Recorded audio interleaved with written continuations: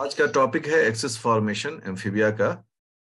और ये 5वां लेक्चर है। प्रीवियस लेक्चर में हम लोगों ने ऑर्गेनाइजर कैसे बनता है, किस तरह से न्यूक्लिक जो कैसे गुजेक्वाइड जीन जो है उसका सिंथेसिस होता है वहां पर।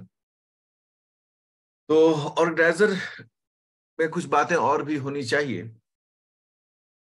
जैसे ऑर्गेनाइजर जो एरिया है, एक हम एम्फीबियन ब्लास्टुला या अर्ली गैस्ट्रुला को देखते हैं। 3 प्रकार के हम पट्टी को भी शामिल करते हैं। एक ये पट्टी हो गया, और एक ये पट्टी हो जाएगा, और एक ऊपर वाली पट्टी होगी। ऊपर वाली पट्टी जो है वो एनिमल कैप्सेल का है। बीच वाला जो है वो इंटरमीडिएट सेल्स हैं, और नीचे वाला जो है वो वेस्टल कैप्सेल्स। ये वेस्टल कैप्सेल है, ये इक्वेटोरियल सेल्स हैं, और ये एनिमल सेल्स हैं। ये प्रीवियस लेक्चर्स में मैंने बताया है। और फेट भी क्या है इसका, जो वेस्टल कैप्सेल है वो इंडोडर्म फेट रखता है। तो यहाँ से प्रेजम्पटिव इंडोडर्म है।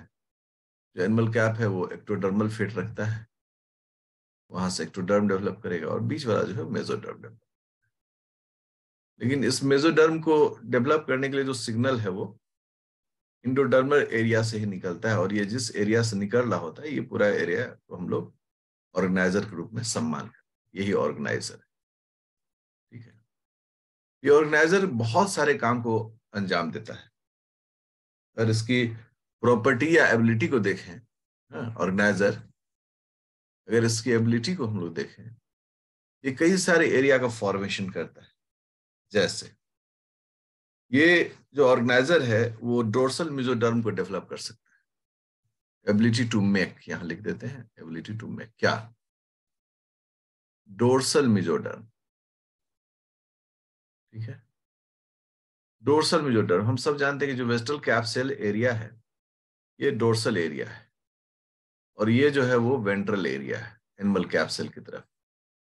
ये जो मेसोडर्मल एरिया है पिंक कलर वाला, जो डोर्सल साइड में होगा उसको डोर्सल मेसोडर्म कहते हैं, जो वेंट्रल साइड में होगा उसको वेंट्रल मेसोडर्म कहते हैं। तो डोर्सल मेसोडर्म की बनाने की क्षमता इसको होती है। साथ ही क्या है सेकेंड पॉइंट इसमें, ये गैस्ट्रुलेशन को इनिशिएट करता है। Initiates gastrulation. ये जो गैस्ट्रुलेशन इनिशिएशन की बात आती है, इसका मतलब हो गया morphogenetic movement. Morphogenetic movement of blastomeres. Movement of blastomeres. Blastomeres में मॉर्फोजेनेटिक मूवमेंट, मॉर्फो मतलब स्ट्रक्चर, जेनेटिक मतलब जीन। जीन के द्वारा जो स्ट्रक्चर में बदलाव किया जा रहा है that is called morphogenetic movement. Blastomeres to form, क्या बनाने के लिए, to form 3 germ layers। 3 germ layers, ectoderm, mesoderm and endoderm. ये गैस्ट्रुलेशन का इनिशिएशन भी इसी इलाके से होता है, ऑर्गेनाइजर वाले इलाके से। तीसरा पॉइंट क्या कहता है कि जो ये मतलब एक्टोडर्म है, उस एक्टोडर्म से ये न्यूरल एक्टोडर्म को फॉर्म करता है। ठीक है ना, तो फॉर्म्स न्यूरल एक्टोडर्म। ठीक है, कोई भी एक्टोडर्म का प्राइमरीली 2 फेट होता है, याद रखिएगा सब चीज। एक्टोडर्मल फेट, कोई भी एक्टोडर्मल फेट जो होता है उसका 2 फ्यूचर होता है। इन 2 में से किसी एक में कन्वर्ट होता है। पहला फ्यूचर जो होता है वो होता है एपिडर्मिस। Epidermis, outer skin. और दूसरा फीचर होता है न्यूरल, मतलब नर्वस सिस्टम। तो कोई भी एक्टोडर्मल फेट जो है यही 2 चीजें बनाता है। यहां पर क्या बना रहा है, न्यूरल एक्टोडर्म। ठीक है, न्यूरल एक्टोडर्म बनाता है, और न्यूरल ट्यूब भी बनाता है।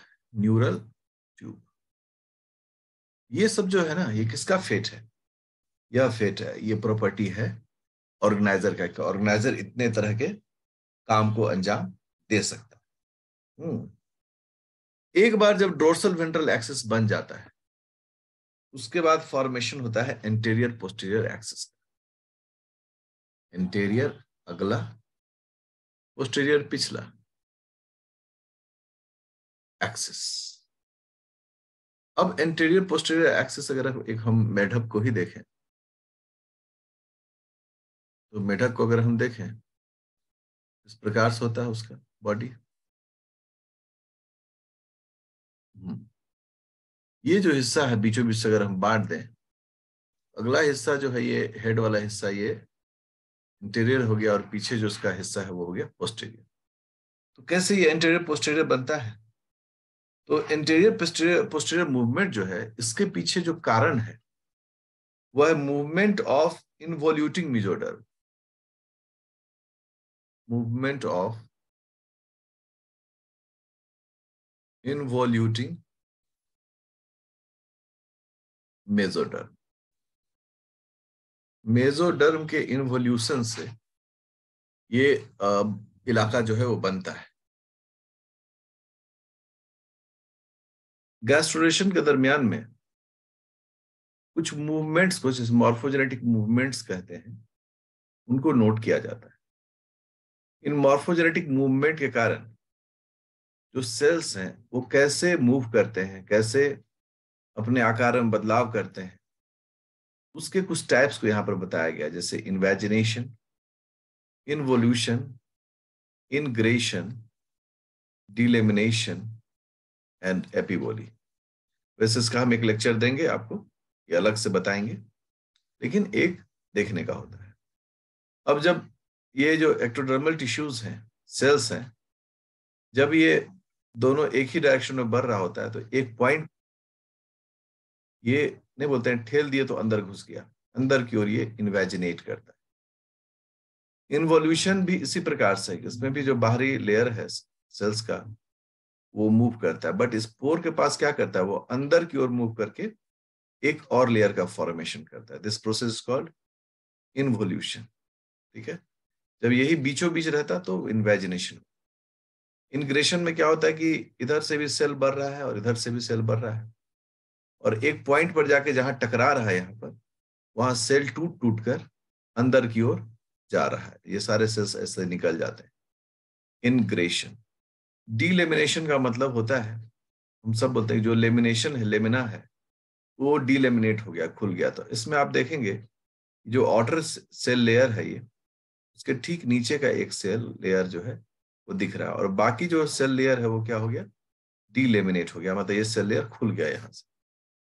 और एपिबोली की चर्चा अभी हम बाद में करेंगे, इसको हम अलग से पढ़ाएंगे। ये जो चीज है ये एपिबोली था। अगर आउटर लेयर जो होता है ना, उसके मूवमेंट को हम लोग बोलते हैं एपिबोलिक मूवमेंट। ये इन्वोल्यूशन की चर्चा हो रही थी, इसलिए मैंने इस फोटो को आपको दिखाया कि इस प्रकार से सेल अंदर एक लाइन बनाता है, और ये जो लाइन बनता है ये ऑब्वियसली मेसोडर्म का लाइन होता है। इसी की चर्चा यहाँ पर लेक्चर में की जा रही है कि हाँ, कि मूवमेंट ऑफ इन्वोल्यूटिंग मेसोडर्म। तो मेसोडर्म जब अंदर की ओर मूव कर रहा होता है, एक लेयर बना रहा होता है, उसके इस मूवमेंट के कारण एंटीरियर पोस्टीरियर एक्सिस बनता है। तो कैसे बनता है? ये जो इन्वोल्यूटिंग मेसोडर्म है, इन्वोल्यूटिंग मेसोडर्म, करेक्ट, ये इन्वोल्यूटिंग मेसोडर्म जो है, यह दो प्रकार के माइग्रेशन को शो करता है। शोज माइग्रेशन, इसे हम लोग बोलते हैं सेल माइग्रेशन। Cell migration. अब देखिए, इसी में एंटीरियर पोस्टीरियर का राज छिपा हुआ है। अगर ये माइग्रेशन कर रहा है, और माइग्रेशन थ्रू डोर्सल ब्लास्टोपोडियम, अगर ये माइग्रेशन थ्रू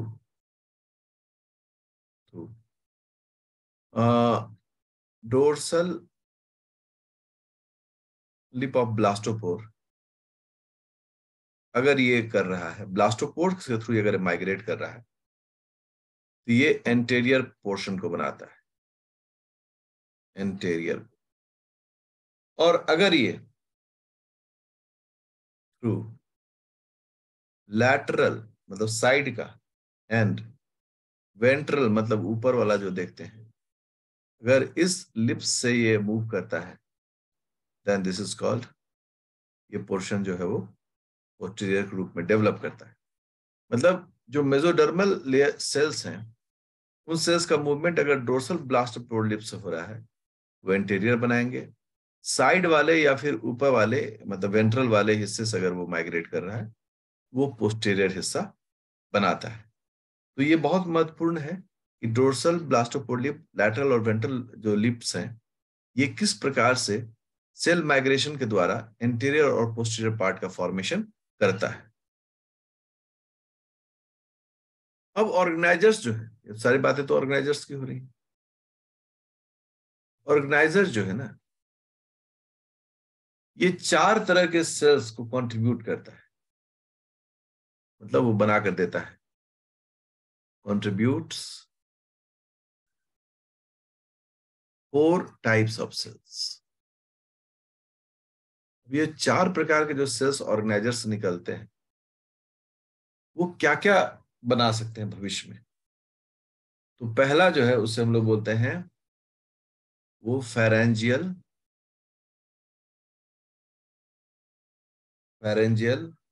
एक्टोडर्म बना सकता है। मतलब एक जो सेल का लेयरिंग है वो क्या बना सकता है, फेरेंजियल एक्टोडर्म। दूसरा जो सेल है वो बना सकता है हेड मेजोडर्म। आप गौर कर रहे होंगे, सब जो है वो हेड वाले एरिया की बात हो रही है। फेरिंग्स भी कहा हमारा, जहां पर आप सांस लेते हैं, गले महसूस करते हैं, वो एरिया फेरिंग्स। और फेरिंग्स जस्ट ऊपर वाले एरिया में क्या महसूस करेंगे कि उस एरिया में नेजल ओपनिंग है, और फिर उसके ऊपर क्या है, तो उसके ऊपर ब्रेन वाला हिस्सा पीछे से स्टार्ट हो, हेड मेजोडर्म हो गया। तीसरा जो सेल है इसमें, वो डोर्सल मेजोडर्म बनाता है, डोर्सल मेजोडर्म, ठीक है। और जो चौथा सेल है, चौथा सेल जो है वो बनाता है डोर्सल ब्लास्टोपोर लिप को बनाता है। ये चारों सेल 4 अलग अलग हिस्से का फॉर्मेशन करते हैं, ठीक है। और इसमें जो ये दोनों ऊपर है, फेरेंजियल और हेड मेजोडर्म, ये फोर और मिड ब्रेन का फॉर्मेशन करते हैं फ्रॉग में, four and mid brain formation. ये आगे जाकर क्या बना देते हैं, फोर एंड मिड ब्रेन को बनाते हैं।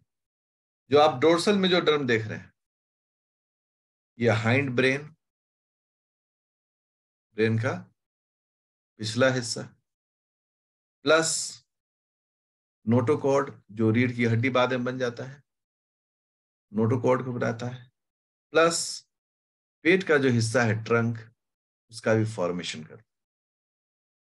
ये जो डोर्सल ब्लास्टोपियर लिप है, ये जो डोर्सल मेजोडर्म से ही ये आगे डेवलप करता है। ये क्या बनाएगा, तो शरीर का पिछला हिस्सा बनाता है, मतलब पीठ वाला हिस्सा बनाता ही है। ये forms tip of the tail, tip of the tail, tail का टिप जो है वो हिस्से को फ्यूचर में बनाता है। तो आप सोचिए कि ऑर्गेनाइजर कितना महत्वपूर्ण काम करता है, इस तरह के सारी घटनाओं को वो रेगुलेट करता है, मतलब बॉस है। इसलिए अगर ऑर्गेनाइजर ना हो तो फिर उस गैस्ट्रोला का या उस एम्ब्रियो का डेवलपमेंट सीज कर जाता है, नहीं होता है। अब यह है कि कौन कौन से प्रोटीन्स हैं जो ऑर्गेनाइजर में एक्सप्रेस करते हैं। तो हम लोगों ने देखा गुजेक्वाइड है, फिर नॉगिन है, कॉर्डिन है, लेकिन एक बड़ा रेंज है इसका, ठीक है ना। शुरुआती दौर में तो एक एक को किसी को लेकर सीखना चाहिए। इसमें 2 ग्रुप में प्रोटीन्स हैं। एक ग्रुप जो है उसे हम लोग बोलते हैं सिक्रीटेड प्रोटीन्स, जो पैराक्राइन फैक्टर ग्रुप में सिक्रीट करता है। सिक्रीटेड प्रोटीन्स में जो एग्जांपल्स हैं, अगर आप उन्हें देखें तो नॉगिन, कॉर्डिन, पॉलिस्टेटिन,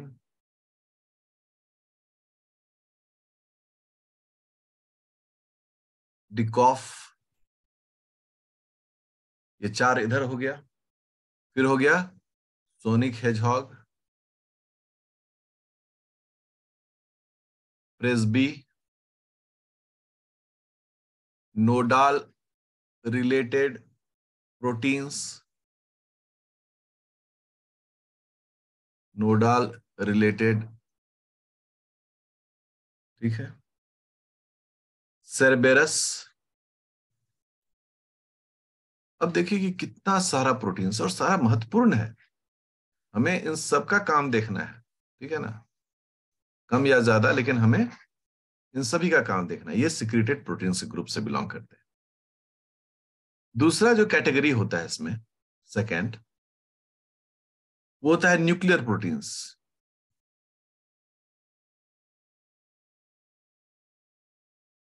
न्यूक्लियर प्रोटीन्स की अगर हम बात करें तो इसमें आ जाता है कौन कौन सा, गुजेक्वाइड,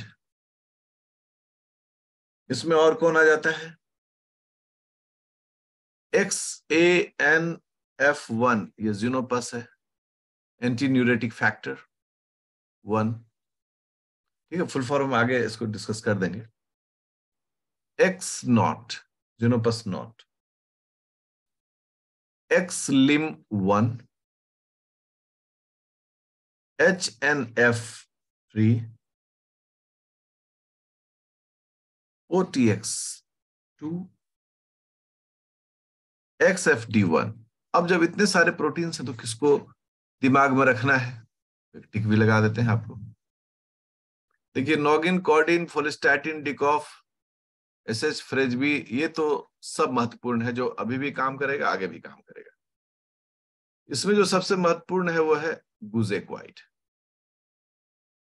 गुजेक्वाइड को हमें दिमाग में रखना होता है, कहीं कहीं लिम, एक्सलिम की भी चर्चा होती है। तो अगर एक का पैटर्न हमको पता रहे तो बाकी का पैटर्न भी बहुत मिलता जुलता है।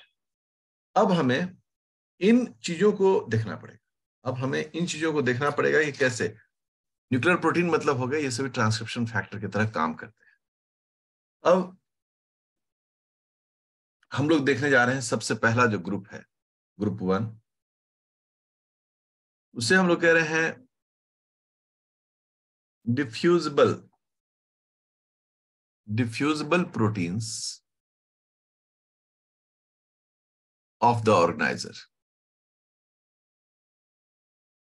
ऑर्गेनाइजर, ऑर्गेनाइजर के डिफ्यूजिबल प्रोटीन्स कौन कौन से हैं, उनका क्या काम है, मतलब उन्हीं की चर्चा अब हम लोग कर। सबसे पहला जो हम लोग जिस ग्रुप में देखने जा रहे हैं वो है बीएमपी इनहिबिटर्स, बीएमपी इनहिबिटर्स, वैसे प्रोटीन्स जो बीएमपी के काम को रोकते हैं, बोन मॉर्फोजेनेटिक प्रोटीन को रोकने वाले फैक्टर्स, ठीक है। अगर हम थोड़ी सी अगर बातों को बढ़ाएं, कोई भी इक्टोडर्म, कोई भी प्रिजम्पटिव एक्टोडर्म लिख देते हैं, ठीक है ना, कोई भी प्रिजम्पटिव एक्टोडर्म अगर है, अगर उसको कोई सिग्नल नहीं मिले, नो सिग्नल, तो वो बाय डिफॉल्ट न्यूरल फेट में चेंज करता है। न्यूरल फेट मतलब वो नर्वस सिस्टम बनाता है। पहला तो ये चीज क्लियर हुआ कि अगर अगर बाय डिफॉल्ट कहें तो वो क्या बनाता है, न्यूरल। तो सवाल आएगा कि तो सर फिर कैसे बनेगा वो, इक्टोडर्म कैसे बनेगा, मतलब ये अगर अब देखें तो जो प्रिजम्पटिव एक्टोडर्म है, एक्टोडर्म, देखिए इसके दो हालात बनते हैं इसमें। अगर बीएमपी है, बीएमपी प्रेजेंट, तो सिग्नल हो गया, और अगर बीएमपी नहीं है बीएमपी एब्सेंट मतलब सिग्नल नहीं है। तो अगर सिग्नल नहीं है तो क्या बनेगा वो? न्यूरल। ये सब चीज एकदम दिमाग में बिठा लेना है सभी विद्यार्थी। और अगर सिग्नल प्रेजेंट है और सिग्नल ग्रुप में क्या है? बीएमपी, तो क्या बनेगा? Epidermis, epidermal. ठीक है ना? तो यदि सिग्नल है तो वो सिग्नल कौन सा है? बीएमपी। तो अगर बीएमपी प्रेजेंट है तब तो एपिडर्मल बनेगा, और अगर बीएमपी प्रेजेंट नहीं है तो presumptive ectoderm by default neural बनता है। इसका अभ्यास होना चाहिए, इसकी चर्चा करते रहनी चाहिए। अगर ये नहीं करेंगे तो फिर हम भूल सकते हैं इन चीजों को। अब आता है इसमें एक प्रोटीन, जिस प्रोटीन का नाम है, हम लोग कैटेगरी क्या बांटे हैं? बीएमपी इनहिबिटर्स में। अब बीएमपी इनहिबिटर्स में जो एक पॉपुलर एग्जांपल है वो आ रहा है नॉगिन। Noggin protein. नॉगिन के बारे में हम लोग कहते हैं ये जो जितना भी ऑर्गेनाइजर में ढूंढा गया था प्रोटीन, उसमें पहला सॉल्युबल प्रोटीन यही था। First of the soluble protein, of the soluble proteins in organizer। Organiser का पहला जो सॉल्युबल प्रोटीन था वो यही नॉगिन था। नॉगिन के बारे में हम क्या कहते हैं कि नॉगिन बीएमपी इनहिबिटर है। Inhibitor of BMP4 and BMP2। अब कैसे ये इनहिबिटर का काम करता है? तो नॉगिन जो है ना,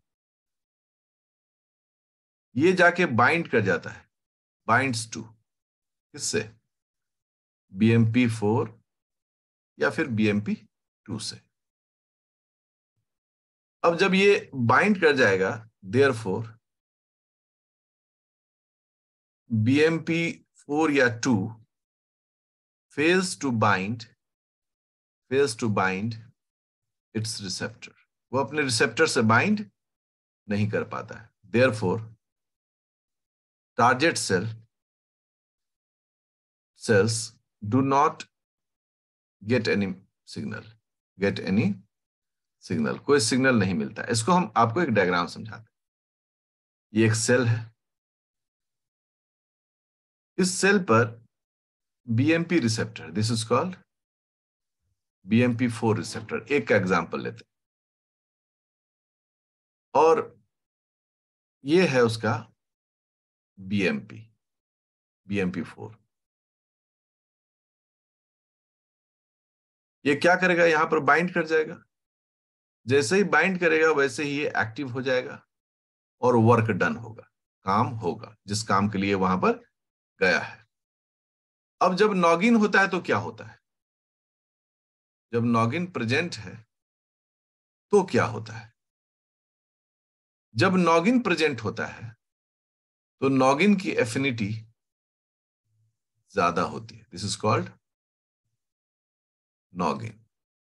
अब ये नॉगिन क्या करता है कि जो सिग्नल है BMP4, उसको हाई एफिनिटी के साथ अपने साथ बाइंड कर लेता है, जिसके कारण क्या होता है कि जो रिसेप्टर है BMP रिसेप्टर, उसके पास कुछ नहीं आता है, कोई सिग्नल नहीं आता है, नो वर्क डन। उस सेल में ये जो टारगेट सेल है, ये क्या इसको कहते हैं? Target cell. इस टारगेट सेल में कोई काम नहीं हुआ। क्यों काम नहीं हुआ? क्योंकि ये नॉगिन ने BMP4 को रोक रखा है। अब सोचो अगर ये एक्टोडर्मल फेट है तो ये क्या बन जाएगा? न्यूरल। और अगर ये भी एक्टोडर्मल फेट है पहला वाला, ये क्या बन जाएगा? एपिडर्मल। इस प्रकार से नॉगिन जो है, it is a potent BMP4 BMP2 inhibitor. ये इस तरीके से ये इनहिबिट करता है। और इससे क्या फायदा है? फायदा की तो बात होनी चाहिए ना। क्या फायदा है? तो फायदा है, वह है क्या कि इस कारण इंडक्शन ऑफ डोर्सल इक्टोडर्म होता है, डोर्सल एक्टोडर्म टू फॉर्म क्या बनाएगा, न्यूरल। ठीक है, चूंकि सिग्नल को रोक देगा तो वहां से न्यूरल बन जाएगा। साथ ही साथ इसका सेकेंड रोल क्या है कि अगर ये है तो मेसोडर्म डोर्सलाइज हो जाएगा, mesoderm becomes dorsalized, becomes dorsalized, मतलब वो डोर्सल की तरह बिहेव करेगा अगर नॉगिन काम करेगा। अगर अगर नॉगिन नहीं है तो ये जो मेसोडर्म है ये बन जाएगा वेंट्रल पार्ट। तो थोड़ा चतुराई के साथ इसको स्टोरी लाइन, जैसे हम स्टोरी लाइन बनाए हुए हैं उसी तरह से स्टोरी लाइन बनाकर इन चीजों को सीखना पड़ता है। ठीक है ना। और नॉगिन को पहले बार नॉगिन कहां मिलता है, नॉगिन इज लोकलाइज्ड फर्स्टली, मतलब सबसे पहली बार in dorsal blastopore lip, dorsal blastopore lip region में ये होता है। ठीक है, पहला। और सेकंड में कब कहां पर होता है ये, सेकंड में ये नोटोकॉर्ड में होता है, इन नोटोकॉर्ड। ये सब चीज एकदम दिमाग में रखना है, नोटोकॉर्ड और डोर्सल ब्लास्टोपोर लिप, पहले डोर्सल ब्लास्टोपोर, सेकंड में नोटोकॉर्ड। तो हम लोग फिर नेक्स्ट अगला वीडियो में फिर आते हैं, देखते हैं इससे आगे का काम कैसे चलता है।